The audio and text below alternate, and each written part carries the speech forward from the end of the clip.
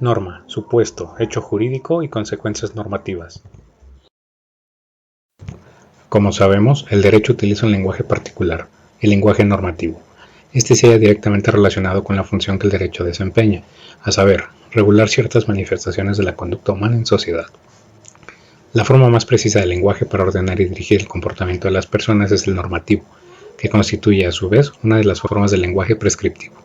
Respecto al lenguaje prescriptivo o directo, conviene notar algunas de sus características.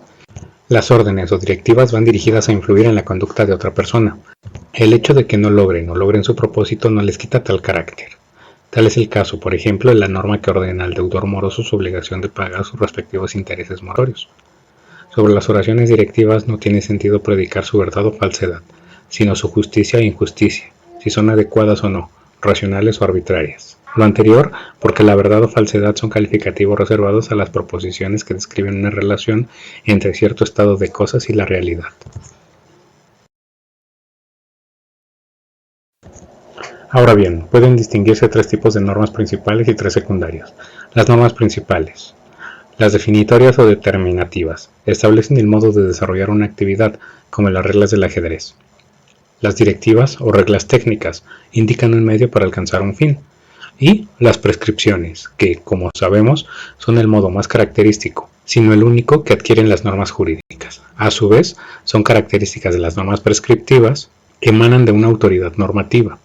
Están destinadas a un agente sujeto normativo. Deben ser promulgadas para hacerlas del conocimiento de sus destinatarios y gozan de una sanción o amenaza de castigo para dotarlas de efectividad.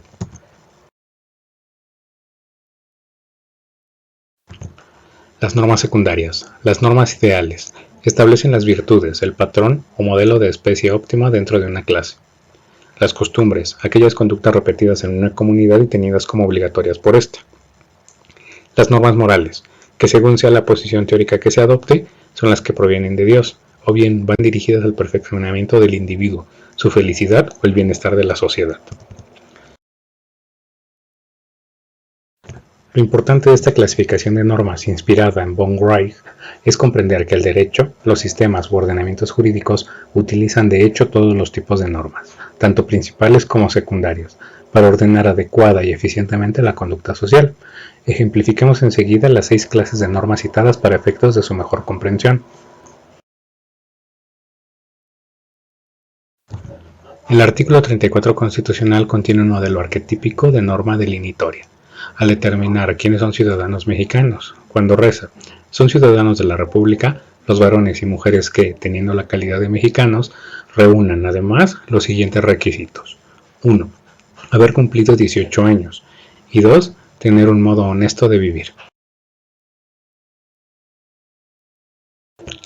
Las reglas técnicas o directivas son normas que indican un medio para alcanzar un fin. Un típico ejemplo de ellas está contenido en el artículo 2536 del Código Civil de la Ciudad de México. Para que los dueños de establecimientos donde se reciben huéspedes sean responsables del dinero, valores u objetos de precio notoriamente elevado que introduzcan en esos establecimientos las personas que allí se alojen, es necesario que sean entregados en depósito a ellos o a sus empleados debidamente autorizados. La regla técnica es la siguiente. Si un huésped quiere responsabilizar a un posadero de su dinero u otros bienes, que este es el fin, debe entregarlos en depósito a este. Este es el medio.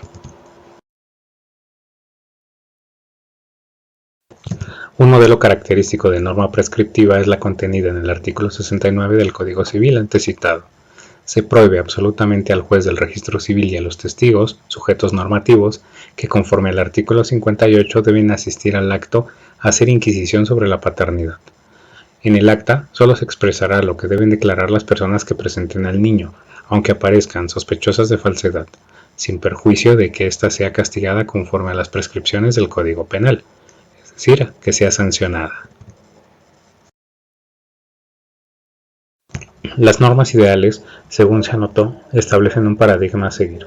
Ejemplo característico de este tipo de norma es el artículo 3 constitucional que, en su primer párrafo, expresa: la educación que imparte el Estado, Federación, Estados, municipios, tenderá a desarrollar armónicamente todas las facultades del ser humano y fomentará en él, a la vez, el amor a la patria y la conciencia de solidaridad internacional en la independencia y en la justicia. Paradigma o ideal a seguir.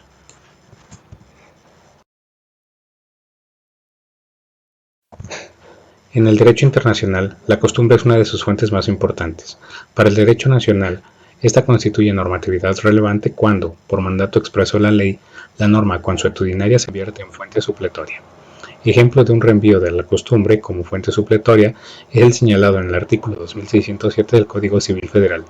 Tal numeral, en su parte conducente, dispone: cuando no hubiera habido convenio, los honorarios se regularán atendiendo conjuntamente a las costumbres del lugar, a la importancia de los trabajos prestados, a la del asunto o caso que se prestaren, a las facultades pecuniarias del que recibe el servicio y a la reputación profesional que tenga adquirida el que lo ha prestado. Si los servicios prestados estuvieran regulados por arancel, este servirá de norma para fijar el importe de los honorarios reclamados. Hay arquetípicas normas morales. Tal es el caso de aquellas que prescriben respecto a los padres y que se encuentran insertas en los ordenamientos jurídicos. Así, el artículo 411 del Código Civil para la Ciudad de México señala: en la relación entre ascendientes y descendientes debe imperar el respeto y la consideración mutuos, cualquiera que sea su estado, edad y condición. Ahora bien, la doctrina tradicional utiliza algunos conceptos jurídicos fundamentales para referirse a la estructura lógica particular de las normas jurídicas, a saber, el supuesto normativo, el hecho jurídico y las consecuencias normativas. Analicemos brevemente cada uno de ellos. Entiéndase por supuesto normativo o jurídico el enunciado establecido en toda norma jurídica. Dicho enunciado no es otra cosa que un contenido normativo, es decir, aquellos datos jurídicos predeterminados que la norma informa, indica, prescribe o modela. Estos datos son, como su nombre lo indica, las suposiciones jurídicas que hace la norma y que pueden o no darse en la realidad, como comprar, vender, privar de la vida a alguien, engañar, etc. Por lo tanto, el supuesto normativo puede consistir en uno o varios hechos, actos o situaciones jurídicas contenidos en la norma, de cuya realización depende el desencadenamiento de las consecuencias del derecho. El hecho jurídico es la condición de aplicación de la norma, esto es, la realización de un acontecimiento, de un acto o el surgimiento de una situación jurídica determinada que es requisito necesario para que la norma surta efectos.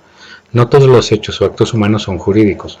Para hacerlo deben encontrarse previamente determinados en la norma de derecho, es decir, deben ser antes supuestos jurídicos. A su vez, para que el contenido de la norma surta efectos, el supuesto jurídico debe verse efectivamente realizado, convertido en una situación de hecho. El hecho jurídico es el acontecimiento o acontecimientos que tienen la virtud de realizar un supuesto jurídico. Por consecuencias normativas se entiende los efectos jurídicos previstos por la norma de derecho, esto es, las situaciones jurídicas concretas que sobreviven por virtud de la realización de los distintos supuestos previstos en las normas jurídicas. Tales consecuencias pueden ser el nacimiento, la modificación o la extinción de un derecho subjetivo o de un deber jurídico en sus distintas modalidades. Entre el supuesto y las consecuencias normativas existe una relación necesaria, por lo tanto, al actualizarse el supuesto gracias a la realización de un hecho, este produce ipso facto ciertos efectos jurídicos.